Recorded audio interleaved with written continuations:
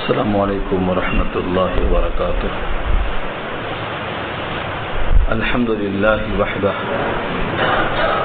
والصلاة والسلام علی من لا نبی بعدہ اما بعد فاعوذ باللہ من الشیطان الرجیم. بسم اللہ الرحمن الرحیم.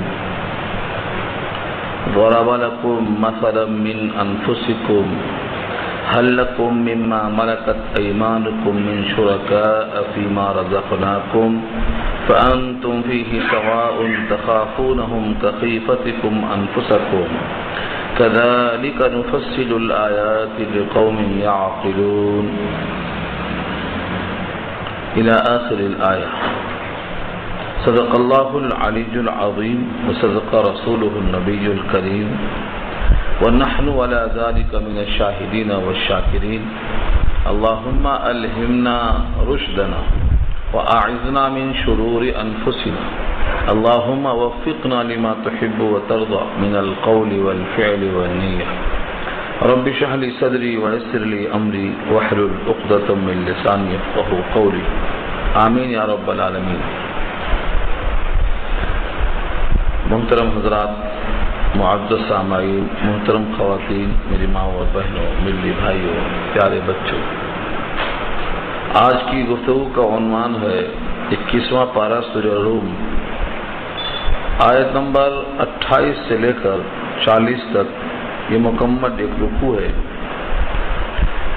اللہ تعالی نے اس رکوع میں توحید کو ثابت کیا ہے مختلف انداز سے. جو لوگ اللہ کے ساتھ غیر اللہ کو شریک کرتے ہیں، عقلاً اس کو رد کر دیا گیا ہے. اور پہلی ہی آیت میں ایک مثال دی گئی ہے.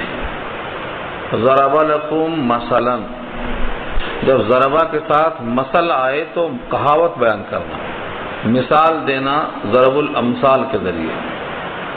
جس طرح سے بہت سے لوگ اپنی بات کو سمجھانے کے لیے کوئی مثال دیتے ہیں، کہاوت، ایسے اللہ نے تمہارے واسطے ایک مثال دی ہے. یہاں لفظ مثل ہے اور مثل کے معنی آتے ہیں کہاوت کے. تو ضربہ کے بعد جب مثل آ جائے تو کوئی مثال دینا، کہاوت. ضرب لکم مثلا من انفسکم، اللہ نے تمہارے لیے ایک مثل بیان کی تمہارے ہی اندر سے، تمہارے ہی لوگوں میں وہ چرچا. هل لکم مما ملکت ایمانکم من شرکاء فیما رزقناکم فانتم فیہ سواء تخافونہم کخیفتکم انفسکم.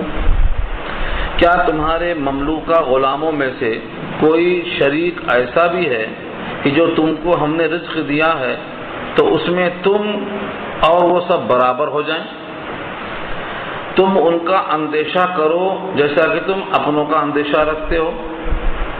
یعنی اگر تمہارا کوئی غلام ہے، باندی ہے، اور ہم نے تم کو دولت دے رکھی ہے، تو کیا تمہاری دولت میں تمہارا مملوک غلام تمہارے برابر ہے کہ تم اس کی رائے کا اور اس کی خواہش کا احترام ایسا کرو جیسے باہم پارٹنرشپ میں لوگوں کا احترام کیا جاتا ہے؟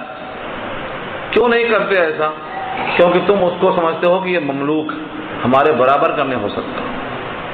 تو اللہ تعالی کی ملکیت میں ساری کائنات، ہر مملوک جس طرح تمہارے برابر نہیں ہو سکتا، تو اللہ کی ملکیت میں ساری کائنات ہے. تم بھلا اللہ کے برابر دوسری مملوکہ چیزوں کو سجدہ گاہ میں اور عبادت کرنے میں اور تذلل میں، عاجزی میں، انکساری میں اللہ کے برابر کیسا کر دیتے ہو؟ یہ سوال کیا ہے اللہ نے. دنیا میں بہت سے لوگ شرکت میں کام کرتے ہیں اور آپس میں دوسرے کی شرکت کے بعد اس کا لحاظ کرتے ہیں، رائے کے اختلاف میں بھی، انحراف میں بھی ہر چیز سوچتے سمجھتے ہیں. فرمایا کہ تمہارے مملوک تمہارے پاس اگر کوئی نوکر چاکر ہیں تو تمہارے برابر نہیں ہو سکتے. حالانکہ دیکھا جائے تم بھی انسان، وہ بھی انسان، اور بہت سی باتوں میں تم دونوں مشترک ہیں، لیکن پھر بھی تم اس سے اپنے کو ممتاز سمجھتے ہو، اس کو اپنے سے کمتر سمجھتے ہو. تو پھر اللہ کی مملوک ساری کائنات ہے، تم اس مملوک کو خالق سے کیسے ملا دیتے ہو؟ یہ اللہ نے سوال کیا. هل لکم، کیا ہے تمہارے لیے، مما ملکت ایمانکم، ان چیزوں میں سے جن کے مالک ہیں تمہارے ہاتھ، یعنی تمہارے مملوک. من شرکا کوئی پارٹنر، کوئی ساجی، فیما رزقناکم ان چیزوں میں جو تم کو ہم نے بطور رزق دیا ہے، فانتم فیہ سوا کہ تم اس میں برابر ہو جاؤ، یعنی وہ اور تم برابر ہو جاؤ. ایسا کیا ہو سکتا ہے؟ تخافونہم تم ان کا اندیشہ رکھو، کخیفتکم انفسکم جس طرح سے تمہیں خطرہ ہوتا ہے اپنوں کا، یعنی اپنے برابر کے جو لوگ ہوتے ہیں پارٹنرشپ میں، جیسے ان کی رائے کا اندیشہ ہوتا ہے، کیا مملوک کی رائے کا تم کو اندیشہ ایسا کبھی ہوتا ہے؟ کذالک نفصل الآیات اسی طرح ہم تفصیل سے کھول کر بیان کرتے ہیں نشانیاں، لقوم یعقلون ایسی قوم کے واسطے جو عقل استعمال کرے، تعقل کرے، سوچے. اگر یہ بات نہیں ہے تو پھر جن لوگوں نے اللہ کے غیر کی اتباع کی ہے انہوں نے خواہشوں کی اتباع کی ہے. بل مانے بلکہ، اتبع پیچھے پیچھے چلے، الذین ظلموا وہ لوگ جنہوں نے ظلم کیا، بے انصاف لوگ. کس کے پیچھے چلے؟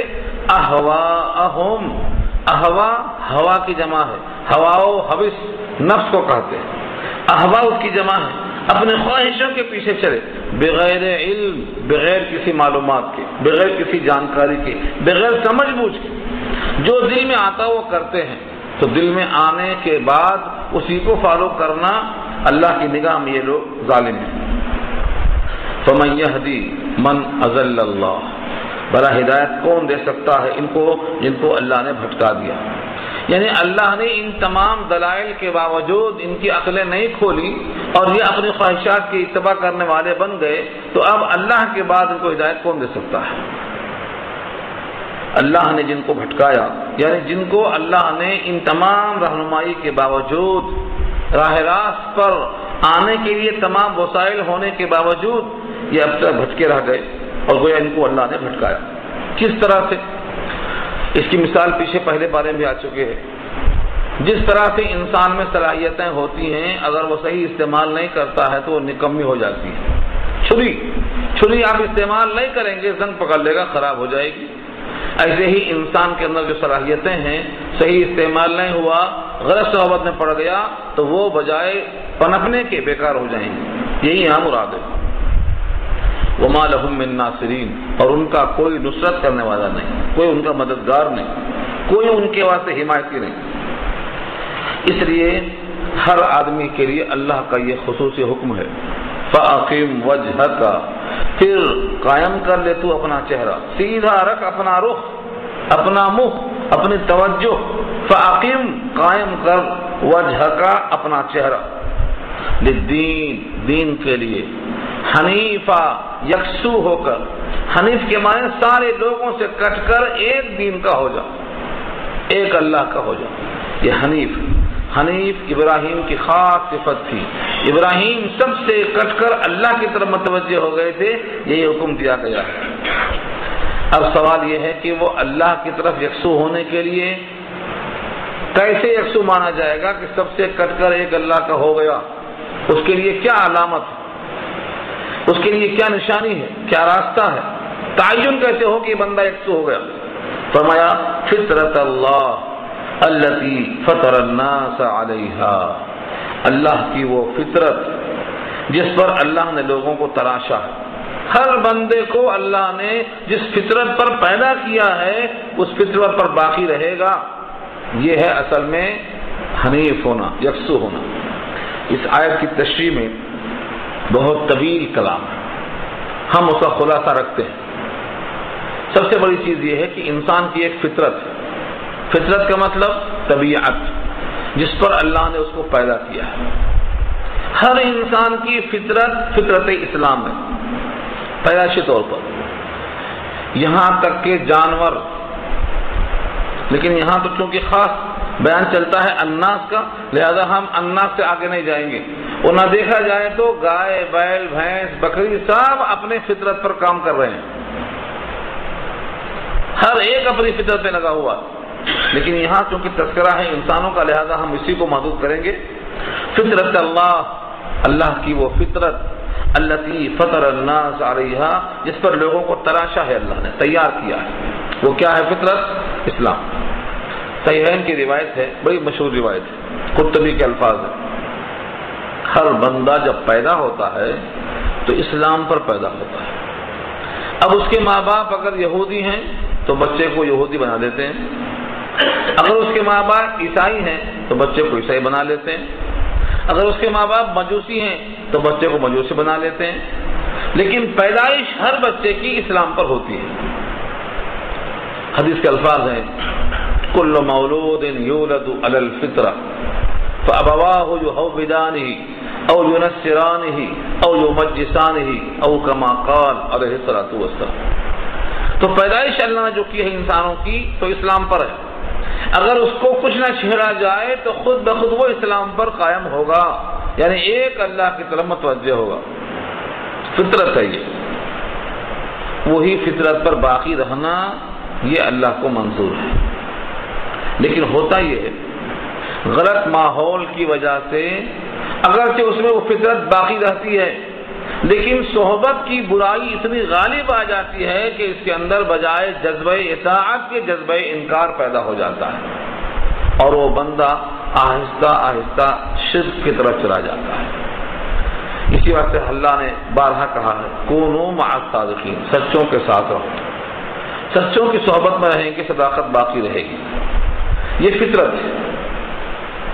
فاقم وجہک للدین حنیفا، قائم رکھو اپنے چہرے کو دین کے لیے یکسو ہو کر، ایک طرف کا ہو کر، فطرت اللہ، اللہ کی وہ فطرت التی فطر الناس علیہا، جس پر لوگوں کو اللہ نے تلاش کر تیار کیا ہے۔ آگے بہت بہترین بات آ رہی ہے، لا تبدیل لخلق اللہ، اللہ کی تخلیق کو اور اللہ کی بناوٹ کو بدلنا نہیں ہے۔ تو لا تبدیلا اگر یہ نفی کے معنی میں ہے تو مت بدلو کہا جائے گا، مت بدلو یعنی اپنے تخلیق کو مت بدلو، جس پر تم کو پیدا کیا گیا ہے اس پر اپنے آپ کو باقی رکھو، ایک مفہوم تو یہ بھی ہے۔ اور ایک یہ ہے لا تبدیل لخلق اللہ، اللہ کی تخلیق کو بدلنا نہیں ہے، یعنی بدلنے والا کوئی نہیں ہے، جس سے قرآن کریم میں کہا ہے لا مبدل لکلماتی، اس کے کلمات کو بدلنے والا کوئی نہیں، ایسے ہی اس کی تخلیق کو بدلنے والا کوئی نہیں۔ اس پر اعتراض یہ کیا بعض لوگوں نے کہ انسان کی جب فطرت اسلام پر ہے تو اگر وہ بدلا نہیں تو کافر کیسے ہوا، سرکش کیسے ہوا، باغی کیسے ہوا، یہودی کیسے ہوا، کیسے بھٹکا؟ حضرت موسیٰ علیہ السلام کے قصے میں سنا ہوگا آپ نے خضر کے واقعے میں کہ حضرت خضر نے ایک بچے کو قتل کر دیا اور یہ کہا کہ اس کی فطرت میں بڑا ہونے کے بعد یہ کفر کرتا، سرکش ہوتا، اس واسطے خضر نے اسے قتل کر دیا۔ تو ان تمام چیزوں کو اٹھا کر بعضوں نے سوال کیا ہے، اعتراض کیا ہے ان چیزوں پر، تو ان تمام باتوں کا ایک ہی جواب ہے، چاہے جتنے بھی پھر آپ جواب لائیں گے، انسان کی فطرت جس پر اللہ نے پیدا کیا ہے وہ تو اسلام ہے، لیکن وہ اندر اندر اس کی طبیعت جو استعداد ہے، صلاحیت ہے، وہ تو باقی رہتی ہے، لیکن ماحول اور بری صحبت کا اثر اتنا غالب ہو جاتا ہے کہ وہ آدمی اوپر سے بدل جاتا ہے، لیکن پھر اگر اس کو موقع مل جائے نکھرنے کا تو یہ عارضی زنگ پھر نکل سکتا ہے، دھل جا سکتا ہے۔ چنانچہ ایسا ہوا ہے کہ بہت سے لوگ بگڑ چکے، بگڑنے کے بعد ان کو صحیح ماحول ملا پھر ٹھیک ہو گئے۔ تو فطرت نہیں ختم ہوتی جو ہے، اوپر سے تبدیلی جو آتی ہے یہ تبدیلی عارضی ہے، کسی عوارض کی بنا پر پیش آتی ہے اور کسی موانع کی بنا پر وہ اسلام کی طرف نہیں پہنچ پاتا ہے، ورنہ اندر کی فطرت باقی رہتی ہے۔ ذالک الدین القیم، یہ دین قیم ہے، یعنی ٹھیک اور درست اور مضبوط دین ہے جس کے اندر کسی قسم سے کوئی ٹیڑھا پن نہیں، کجی نہیں۔ ذالک وہ، اور الدین دین اردو میں استعمال ہے، اور القیم کے معنی یہ دین کی صفت ہے، بالکل سیدھا دین ہے، یعنی طبیعت کے مطابق ہے، آپ کو اسلام پر چلنے میں کبھی طبیعت انکار نہیں کرے گی، بشرطے کہ آپ کی طبیعت بگڑی نہ ہو۔ آگے فرمایا وَلَكِنَّ أَكْثَرَ النَّاسِ لَا يَعْلَمُونَ، لیکن اکثر لوگ اس بات کو نہیں جانتے، اکثریت اس بات کو نہیں جانتی کہ ہماری فطرت اسلام پر ہے، اور اسلام پر چلنے کے لیے سیدھا رخ کیا کرنا ہے، یکسو ہو جانا ہے، ساری کائنات سے کٹ کر ایک اللہ کا ہو جانا ہے، توحید پر قائم ہونا ہے۔ سارے انسان اگر توحید پر قائم ہو جائیں تو یہ ان کی فطرت ہے، اللہ کی تخلیق کے مطابق۔ لیکن بہت سے لوگ اس بات کو نہیں جانتے، اور نہ جاننے کی وجہ سے کیا کرتے ہیں، جو ان کے دل میں آتا ہے وہ کرتے ہیں، جو دیکھتے ہیں وہ کرتے ہیں، جس کا ماحول ملتا ہے اس پر ڈھلتے ہیں۔ اسی لیے کہا گیا ہے منیبین الیہ، رجوع ہو جاؤ اس کی طرف، سب رجوع ہو جاؤ اسی کی طرف۔ منیبین جمع ہے منیب کی، اور منیب بنا ہے انابت سے، رجوع ہونے والا۔ منیبین الیہ، اس کی طرف رجوع ہو جاؤ۔ واتقوہ، اور اس سے ڈرو، اللہ کی طرف متوجہ ہو جاؤ اور اس سے ڈرو، یعنی اس کا حکم ٹوٹنے سے ڈرو۔ وَأَقِيمُوا الصَّلَاةَ، اور نماز قائم کرو۔ وَلَا تَكُونُوا مِنَ الْمُشْرِكِينَ، اور مت ہو جاؤ شرک کرنے والوں میں سے۔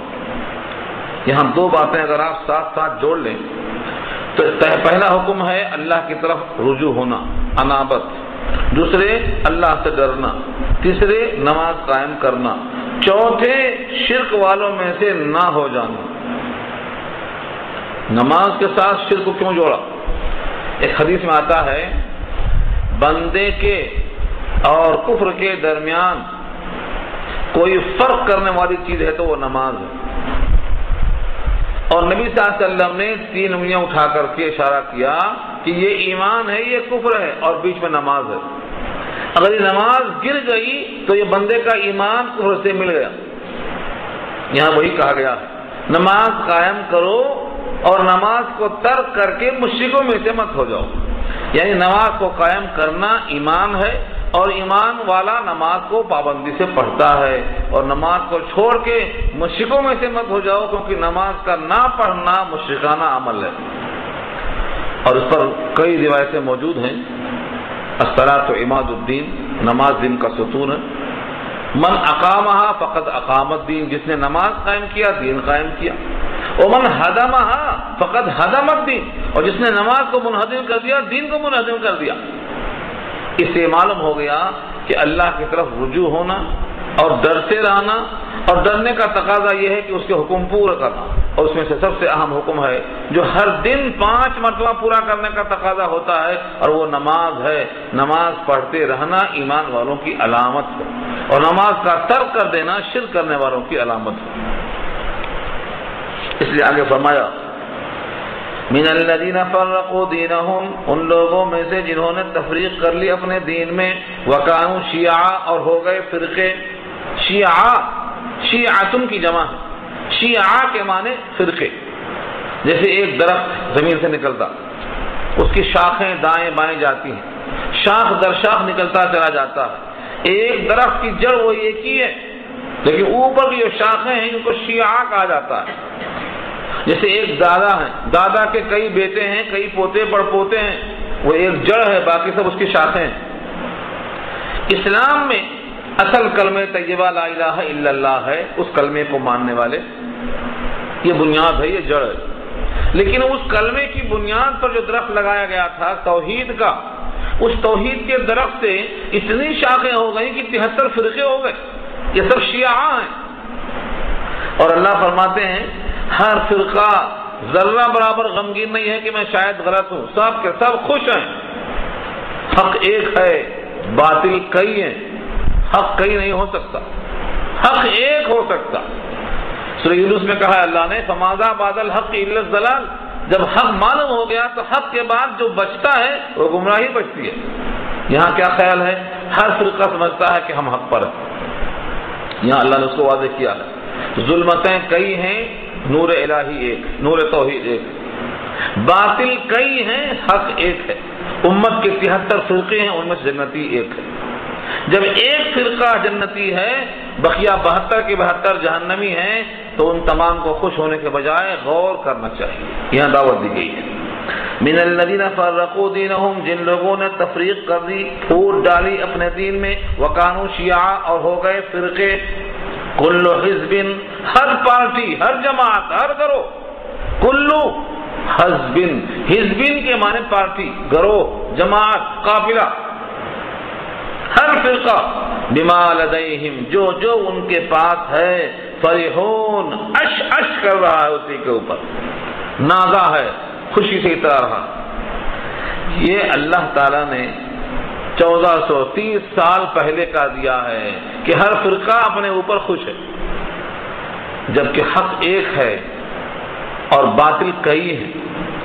سورہ انعام میں بھی اللہ نے مثال دی تھی، صراط مستقیم پر چلو، ولا تتبعوا السبل، اور دائیں بائیں مت جاؤ۔ ایک راستہ صراط مستقیم کا ہے جو ریڑھ کی ہڈی کی طرح سیدھا ہے، اور دائیں بائیں جتنے راستے ہیں پسلیوں کی طرح، یہ سب باطل فرقے ہیں اور ہر ایک پر گمراہ کرنے والے موجود ہیں۔ صراط مستقیم کی تعین کر کے اس پر خوش ہونا چاہیے، لیکن ہر طبقہ خوش نہیں ہے، بلکہ وہ یہ چاہتا ہے کہ ہم جس راستے پر ہیں سب اسی راستے پر آ جائیں۔ اسی لیے صحابہ کرام نے نبی صلی اللہ علیہ وسلم سے پوچھا ہے، بارہا پوچھا ہے کہ اے اللہ کے نبی، حق پر کون ہے؟ صراط مستقیم کیا ہے؟ جنت کا راستہ کون سا ہے؟ ہم کس کو قبول کریں؟ یہ نہیں پوچھا کہ وہ 72 کے نام بتا دو، کون کون سے گمراہ فرقے ہیں، وہ ایک صحیح کون سا؟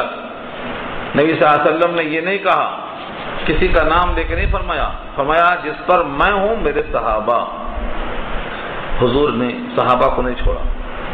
یہ کہہ سکتے تھے جس پر میں ہوں، یا کہہ سکتے تھے جس پر جو بندہ قرآن پر ہو اور جو حدیث پر ہو، لیکن حضور نے یہ نہیں کہا۔ قرآن اور حدیث کے بجائے حضور نے کیا کہا؟ جس پر میں ہوں میرے صحابہ۔ ما انا علیہ واصحابی قیل للنبی صلی اللہ علیہ وسلم ما الصراط المستقیم قال ما انا علیہ واصحابی، جس پر میں ہوں اور میرے صحابہ۔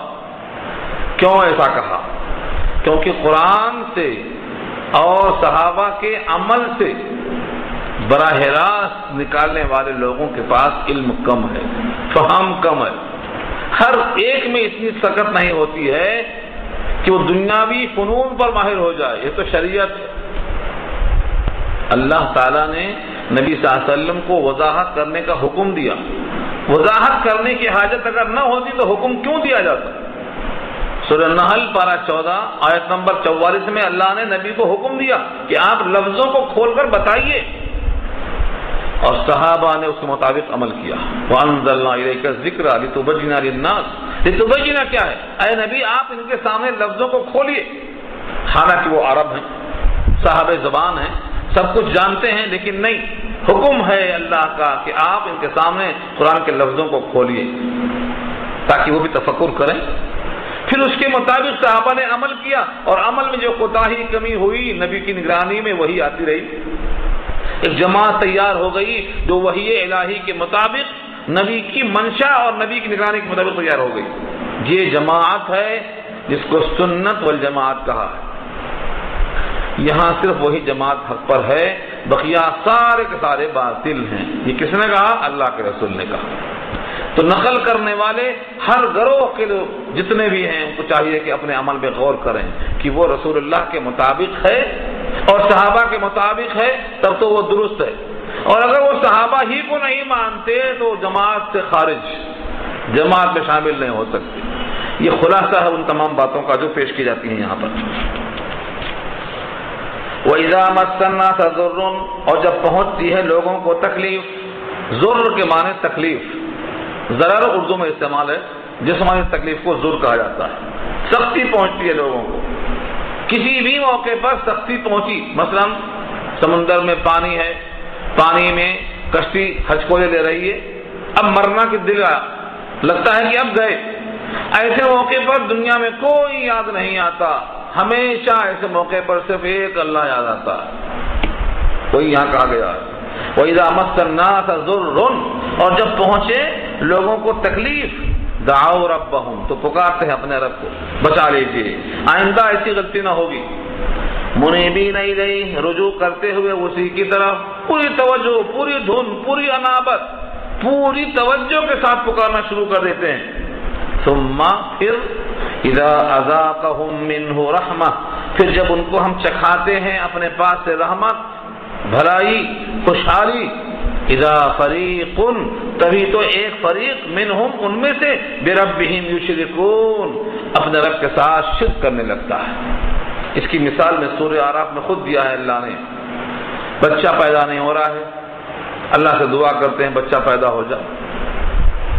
جب اللہ تعالیٰ نے بچہ پیدا کرنے کا فیصلہ کر دیا، دے دیا اولاد، فلما آتاہما صالحا جعل لہ شرکا، جیسے ہی بچہ عطا ہوا بھاگے بھاگے وہاں یہاں گئے، آپ کی وجہ سے ہو گیا، آپ نہ ہوتے تو نہ ہوتا۔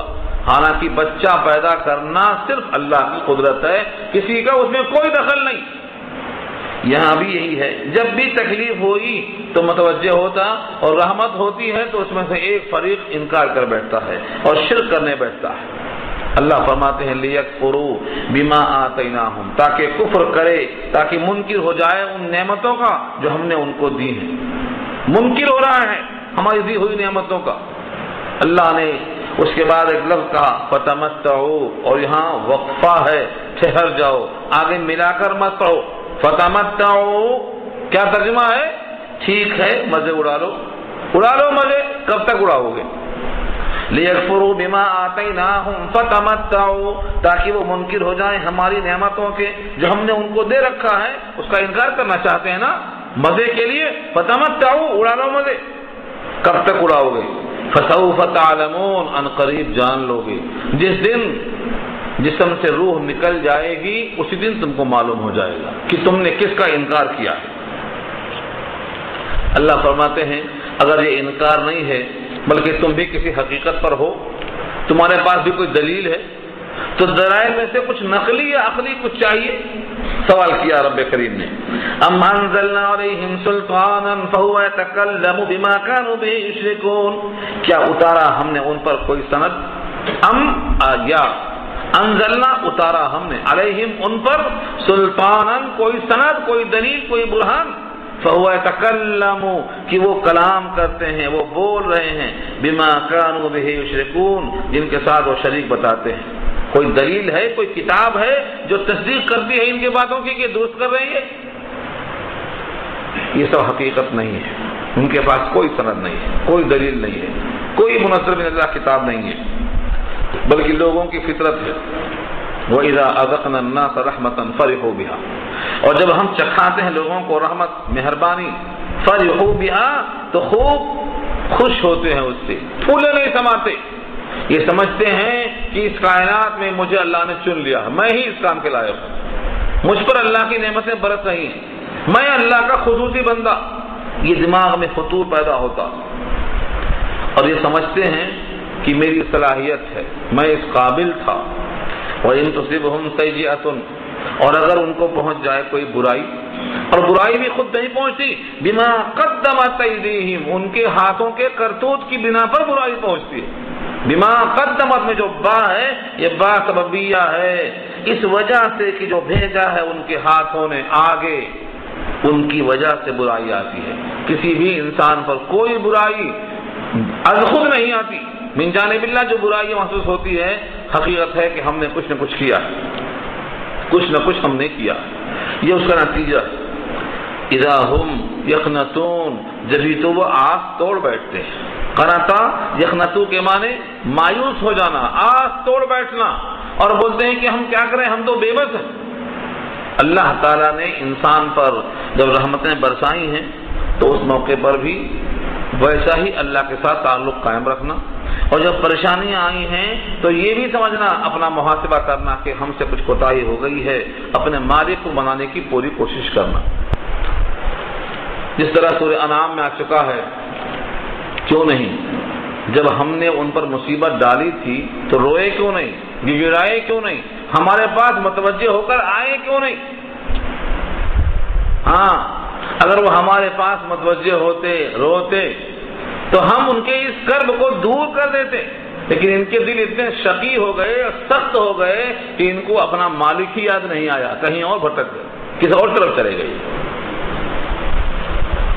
اللہ تعالیٰ نے کئی مقام پر اس جملے کو پیش کیا ہے۔ اب رہا سوال جس پر اتراتے ہیں، وہ ہے مال، دولت، عزت، شروت، خوشحالی، دنیا کی تمام چیزیں۔ اللہ فرماتے ہیں یہ کوئی ہمارے پاس دلیل نہیں ہے محبوبیت کی، اللہ کی طرف سے یہ کوئی قانون نہیں ہے کہ جس کو بہت دنیا دیا ہے وہ ہمارا محبوب ہے، ورنہ قارون محبوب نظر آتا، فرعون محبوب نظر آتا، شداد محبوب نظر آتا۔ یہ ہمارے پاس کوئی اصول نہیں ہے دنیا والوں کو دینا، دنیا ہمارے پاس ایک مچھر کے پر کے برابر اس کی اہمیت نہیں ہے۔ بلکہ ہمیں اندیشہ نہ ہوتا کہ مومن بھی کافروں کی لائن میں آ جاتے، یہ خدشہ نہ ہوتا تو ہم کافروں کے مکان کو سونے کا چاندی کا بنا کر دے دیتے۔ یہ بات سورہ زخرف میں آ چکی ہے۔ اسی واسطے اللہ فرماتے ہیں ہمارے پاس دینے کا دستور کیا ہے، سن لو۔ اولم یروا ان اللہ یبسط الرزق لمن یشاء ویقدر، کیا وہ لوگ نہیں دیکھتے کہ بے شک اللہ پھیلا دیتا ہے رزق جس کے واسطے چاہے، ویقدر اور معاف کر دیتا ہے جس کے واسطے چاہے، جس کے واسطے وہ چاہے۔ گویا اللہ کی مشیت پر ہے رزق میں وسعت اور تنگی، بندوں کی صلاحیت اس میں کوئی دخل نہیں رکھتی۔ کوئی بندہ کسی قسم کی کوئی صلاحیت رکھتا ہو، اس کی صلاحیت پر اس کو رزق نہیں ملتا، اللہ کی مشیت پر ملتا ہے۔ آپ دیکھتے ہیں ایک ہی خوبی، ایک ہی صلاحیت اور ایک ہی توانائی اور ایک ہی تمام وسائل کا حامل جب آدمی بازار میں آتا ہے تو وہ پیچھے ہو جاتا ہے، دوسرا آگے ہو جاتا ہے۔ اللہ فرماتے ہیں کسی کا رزق میں آگے پیچھے ہونا یہ اس کی ذاتی خوبیوں پر موقوف نہیں ہے، یہ میری مشیت پر ہے۔ نحن قسمنا بینہم معیشتہم، ہم تقسیم کرتے ہیں۔ بہت سے لوگ ایسے ہیں جن کو انگوٹھا چھاپ کہتے ہیں، لکھنا پڑھنا کچھ نہیں آتا، لیکن اللہ جب دینا چاہتے ہیں تو ایسے وسائل پیدا کر دیتے ہیں کہ ان کے ماتحت نوکر بن کے آتے ہیں پڑھے لکھے لوگ۔ یہ اللہ کی شان ہے۔ ایک بات یہاں بٹھائی گئی ہے کہ رزق میں وسعت اور تنگی یہ مشیت پر موقوف ہے، نہ کہ صلاحیت پر۔ فرعون اور قارون سے یہی غلطی ہوئی تھی۔ قارون نے یہی کہا تھا میں دیا گیا ہوں میری صلاحیت، انما اوتیتہ علی علم عندی۔ اللہ نے دھسا دیا اس کو، کہا جو ہماری خوبی کا اعتراف نہیں کرتا، ہمارے سامنے اپنی خوبیوں کو چرچا کرتا ہے، وہ اس قابل نہیں کہ زمین کے پیٹ پر ہے۔ دھسا دیا گیا، آج دھس رہا ہے۔ فخسفنا بہ وبدارہ الارض، آج تک دھس رہا ہے۔ تو بندے کی کوئی صلاحیت نہیں بلکہ اللہ کی مشیت، یہ اللہ کا قانون ہے۔ ان فی ذلک لآیات، بے شک اس میں نشانیاں ہیں، لقوم یؤمنون، ایسی قوم کے لیے جو یقین رکھتے ہیں، جو اللہ کے قدرت پر، اللہ کی مشیت پر، اللہ کے اختیارات پر یقین رکھتے ہیں، نشانی ہے ان کے واسطے۔ جب یہ بات ہے تو بچا کے نہ رکھ، تو بچانے سے تو مالدار نہیں ہو جائے گا، سنبھال اس کو۔ اللہ کی طرف سے ان تمام نعمتوں کو بخل کے ساتھ جمع کرنے سے کبھی کوئی مالدار نہیں ہوا، ورنہ سارے بنیے پورے مالدار ہو جاتے۔ یہ بنیے خود نہ کھاتے، نہ کھا سکتے، نہ کھلا سکتے، چھوڑ کے چلے جاتے، کوئی دوسرا آتا پھر جمع کرتا پھر چلا جاتا۔ اللہ فرماتے ہیں کہ جمع کرنے سے مال نہیں بڑھتا، مال بڑھتا ہے ہمارے عطا کرنے سے۔ لہذا جو حقوق واجبہ ہیں ان میں سے کسی بھی موقع پر تم بخل سے کام مت لیا کرو۔ خرچ کر دینے سے تمہارے مقدر میں سے کم نہیں ہوگا، بلکہ تمہارے مقدر کا ایک ایک نقطہ باقی رہے گا۔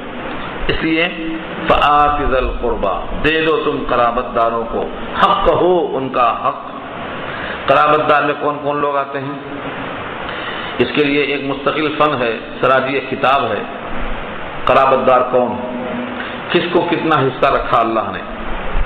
جن کا تعلق رحم سے ہے ذوی الارحام کہلاتے ہیں، جن کا حصہ مقرر ہے ذوی الفروض کہلاتے ہیں، جن کو سب بانٹنے کے بعد بچ جائے سارا مل جاتا ہے ان کو اتباع کہتے ہیں۔ اس قسم کی بہت سی تقسیم ہے۔ اللہ نے یہ واضح کر دیا ہے کہ جو قرابت دار ہیں ان کے حق کو مت مارو، ان کا حق مارو۔ کیوں؟ کیونکہ تم سمجھتے ہو کہ حق مار لیں گے تو ہم بڑے ہو جائیں گے، یہ چھوٹے ہو جائیں گے۔ ان کا حق مارنے سے تم بڑے نہیں ہوں گے، ان کا حق ادا کرنے سے بڑے ہوں گے۔ فآت ذی القربى حقہ، پس دے دو تم قرابت دار کو اس کا حق، والمسکین اور محتاج کو، وابن السبیل اور مسافر کو۔ تین کا نام لیا اللہ نے، ان کو ان کے حقوق دے دو، کیونکہ حقوق کے ادا کرنے سے تمہارے مقدر کا کم نہیں ہونے والا ہے، بلکہ تمہارا یہ فرض پورا ہوگا، اور اس دینے کے سرے میں تم کو اللہ یہاں بھی عطا فرمائیں گے وہاں بھی عطا فرمائیں گے۔ ذالک خیر، اللہ نے کہا یہ بہتر ہے، ذالک خیر، یہ بہتر ہے، تمہارا ان کو دے دینا بہتر ہے۔ دنیا کا ہر انسان سمجھتا ہے نہ دینا بہتر ہے، روک لینا بہتر ہے، جمع کرنا بہتر ہے، لیکن یہاں فیصلہ کیا اللہ نے ذالک خیر، یہ تمہارے حق میں بہتر ہے۔ کس کے لیے بہتر ہے؟ للذین یریدون وجہ اللہ، ان تمام لوگوں کے لیے جو اللہ کی رضا چاہتے ہیں، جو رضا چاہتے ہیں ان کے لیے بہتر ہے۔ جو رضا نہیں چاہتے ہیں وہ جہاں جانا چاہتے ہیں جائیں۔ اللہ کی رضا کا مقام جنت ہے. اللہ کے گھر میں جائیں گے جب اللہ راضی ہوں گے. تو جو رضا چاہتے ہیں اللہ کی، ان کے حق میں یہ بہتر ہے، اور جو رضا نہیں چاہتے ہیں وہ جس کو چاہتے ہیں وہاں چلے جائیں، ان کے واسطے راستہ کھلا ہوا ہے. اللہ فرماتے ہیں رضا الہی چاہنے والے یہی لوگ کامیاب ہیں. وَأُولَٰئِكَ هُمُ الْمُفْلِحُونَ، یہی لوگ ہیں جو کامیاب ہیں، فلاح پانے والے ہیں. دنیا میں ایک طبقہ اور بھی ہے جو اپنے مال کو دوسروں کے پاس رکھتا ہے کہ مال بڑھتا رہے گا، بڑھتا رہے گا، جتنا لوگوں کو دیں گے مال بڑھتا جائے گا. اور بعض لوگ اس طرح دیتے ہیں کہ ان کو تھوڑا دو تاکہ جب یہ دینے آئیں گے تو بڑھ کے دیں گے. ہمارے پاس شادیوں میں کیا ہوتا، نیوتا بولتے ہیں، بلاتے. آپ ان کی شادی میں گئے، آپ نے کچھ خرچ کیا، پھر جب آپ کو بلاتے ہیں تو ارادہ یہ ہوتا ہے کہ یہ اس سے بڑھ کے خرچ کریں گے. آدمی کسی کو دے اس نیت سے کہ ہم کو بڑھ کے ملے گا. اللہ فرماتے ہیں اگر تم نے اللہ کو راضی کرنے کے واسطے دیا ہے تو یہاں بھی بڑھتا وہاں بھی بڑھتا، اور اگر تم نے اس لیے دیا ہے کہ بندوں سے مال بڑھ کے ہمارے پاس آئے گا تو یہ اللہ کے یہاں ہرگز نہیں بڑھے گا. اس میں ہر وہ چیز آ گئی جہاں نیت خراب ہو. آپ نے سود پر دیا کہ پیسہ بڑھے گا، اللہ کے یہاں وہ نہیں بڑھے گا. آپ نے کسی کو تحفہ دیا کہ بڑھ کے آئے گا، اللہ کے یہاں نہیں بڑھے گا. آپ نے کسی بھی انسان کو اس واسطے بلوایا ہے کہ ان کے آنے سے ہمارے پاس مالی خوشحالی آئے گی، دینا لینے کے واسطے اگر ہے، ولا تمنن تستكثر کے خلاف. سورہ مدثر میں اللہ نے کہا احسان مت کرو زیادہ لینے کے چکر میں. یہاں وہی بات کہی جا رہی دوسرے انداز میں. وما آتيتم من ربا ليربو في اموال الناس، اور جو کچھ دیا ہے تم نے سود کے طور پر، ربا کے معنی سود، بیاج.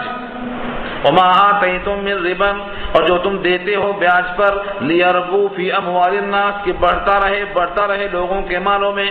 فلا يربو عند الله، اللہ کے پاس نہیں بڑھتا، بالکل نہیں بڑھتا. جتنا دیا ہے اتنا ہی رہتا. وما آتیتم من زکات، اور جو کچھ تم نے دیا ہے بطور زکات کے، دل کی صفائی کے لیے، مال کی پاکیزگی کے لیے، تریدون وجہ اللہ، چاہتے ہوئے اللہ کی رضامندی، فاولئک هم المضعفون، تو یاد رکھو یہ وہی لوگ ہیں جن کو دونے ملنے والے. مضعف کے معنی آتے ہیں کئی گنا کرنا. 700 گنا تک اللہ نے مثال دے کے بتایا ہے.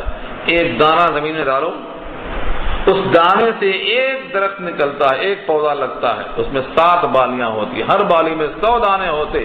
ایسے ہی اللہ بڑھاتا ہے جس کو چاہتا ہے بڑھا. یہاں فرمایا کہ جب تم دیتے ہو بطور زکات کے یا دل کی صفائی کے یا مال کی صفائی کے، چاہتے ہو رضا اللہ کی، تو کئی گنا کر کے ملنے والا ہے. سو یہ وہی لوگ ہیں جن کے دونے ہوئے. تو 2 باتیں معلوم ہوئی.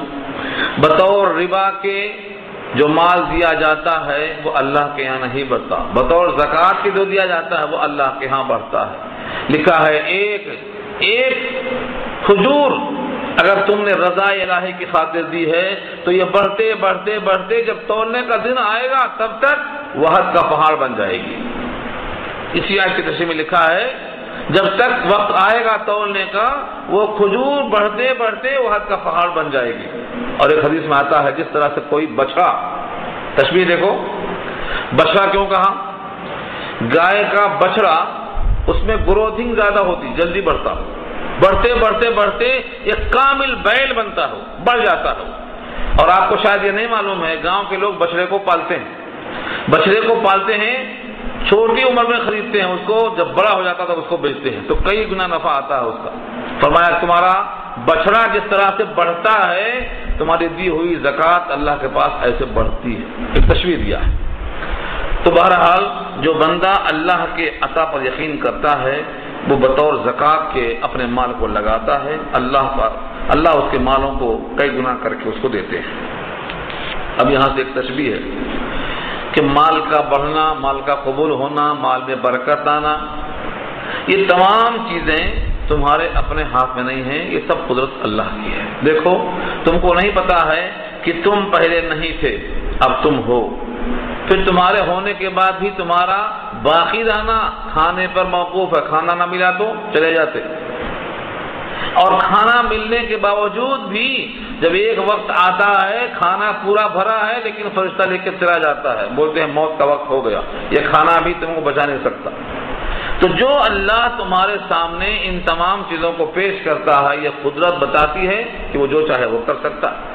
اس لیے تعارف کروایا اللہ نے، اللہ الذی خلقکم، اللہ ہی نے تم کو پیدا کیا، ثم رزقکم، پھر تم کو رزق دیا، ثم یمیتکم، پھر تم کو مارے گا، ثم یحییکم، پھر تم کو جلائے گا۔ یہ سب اللہ کی شان ہے۔ یہ سارے کام کون کرتا؟ اللہ۔ تخلیق اللہ کی، رزق اللہ کا، موت و حیات اللہ کی۔ سوال کیا رب کریم نے، بتاؤ تمہارے جتنے شرکاء ہیں ان کاموں میں سے کوئی کام یہ لوگ کر سکتے ہیں؟ کوئی تخلیق ان کے بس میں ہے؟ رزق پہنچانا ان کے بس میں ہے؟ موت دینا ان کے ہاتھ میں ہے؟ دوبارہ کسی کو زندہ کر دینا ان کے ہاتھ میں ہے؟ ان میں سے کوئی کام کر کے بتا دو۔ اگر اس میں سے کوئی کام تمہارے شرکاء نہیں کر سکتے ہیں تو ان کو شریک کہا جانا غلط ہے، ان کی پرستش کرنا غلط ہے، ان کے سامنے جھکنا غلط ہے۔ حل من شرکائکم، کیا ہے کوئی تمہارے شرکاء میں سے من یفعل، جو کرے من ذالکم من شیء، ان تمام کاموں میں سے کوئی کام، من شیء، کوئی بھی کام اس میں سے کر کے دکھائے، سبحانہ، پاک ہے وہ ذات، یعنی اس کام میں کوئی شریک نہیں، کوئی سہیم نہیں، شرکت سے وہ بلند ہے، سبحانہ، وہ نرالا ہے، وتعالی، اور بلند و بالا ہے، عما یشرکون، ان تمام چیزوں سے جو لوگ شریک کرتے ہیں اللہ کے صفات میں اور ذات میں، جس کو وہ شریک بتلاتے ہیں ان تمام سے وہ بلند ہے اور شرکت سے وہ پاک اور منزہ ہے۔ لہذا توحید ثابت ہو گئی اور شرک باطل ہو گیا، اور ہماری حیات اور موت کا جو مالک ہے ہم ہمیشہ اس کو راضی کرنے کے لیے فکر کریں، یہ ثابت ہو گیا۔ اللہ تعالیٰ عمل کرنا آسان فرمائے۔ دعا کر لیجیے۔